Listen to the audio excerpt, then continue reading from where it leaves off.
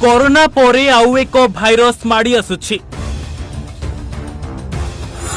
सबु टोका होइचिबे मासक भितरे बुढ़ा। चुटी पाचिजिब, चम पूरा धुड़धुड़ होइजिब।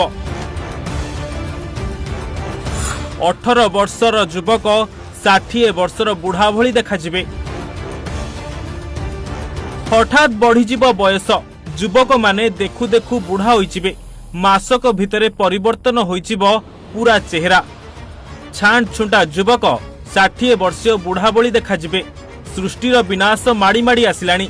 एई भाइरस पूरा विश्व को समाप्त करदेला भली शक्ति रखिछि।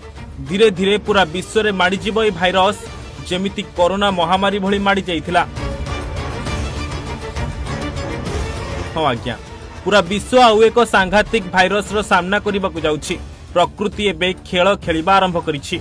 एमिति आमे नुहे आज्ञा, एमिति किछि भविष्यवाणी करिसंती बाल्कान अंचलर नोस्ट्रादामस कुहा जाउथिबा बाबा भेंगा।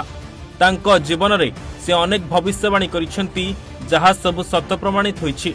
आउ एबे तांकर एक भविष्यवाणी भाइराल हेउछि। पूरा विश्व को चिंतारे पकाई देइछि बाबा भेंगांकर ए भविष्यवाणी। से भविष्यवाणी करिसंती कि कोरोना भली आउ एक मारात्मक भाइरस आसिबो जहा मनिषर बयस को द्रुत गति रे वृद्धि करिदेब। मनिष माने जल्दी बुढ़ा होइजिबे। अस्वाभाविक भाव में मनिष मानकर बयस द्रुत गति रे बढ़ी चलिबो। युवावस्था लोक माने वार्धक्य भली रोगरे पीड़ित हेबे। एई भाइरस रो प्रभाव एते भयंकर हेबो जे व्यक्ति मानकर बयस अनेक गुण रे द्रुत गति रे बढ़ी जिवो। चुटी पाचिजिब, चम पूरा ओहली पड़िबो। तबे भविष्यवाणी 2088 मसीहा सह जड़ित। बाबा भेंगा मध्य भविष्यवाणी करि जाइछन्ति जे एही भाइरस 2097 सुधा संपूर्ण भाव में समाप्त होइजिवो। एहा परे 2111 सुधा मानव जाति रे एक नुआ परिवर्तन देखाजिवो। लोक माने रोबोट परी काम करिबा आरंभ करिवे एवं मनिषर जीवन शैली रे प्रयुक्ति विद्यार हस्तक्षेप बहुत वृद्धि पाइबो।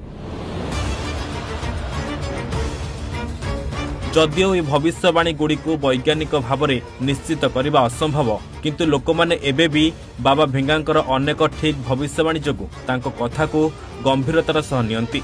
एबे देखिबार कथा भविष्यत रे एई घटनावली गुड़ी को केते परिमाण रे सत्य प्रमाणित हेबो। Bureau report, Odisha Bhaskar.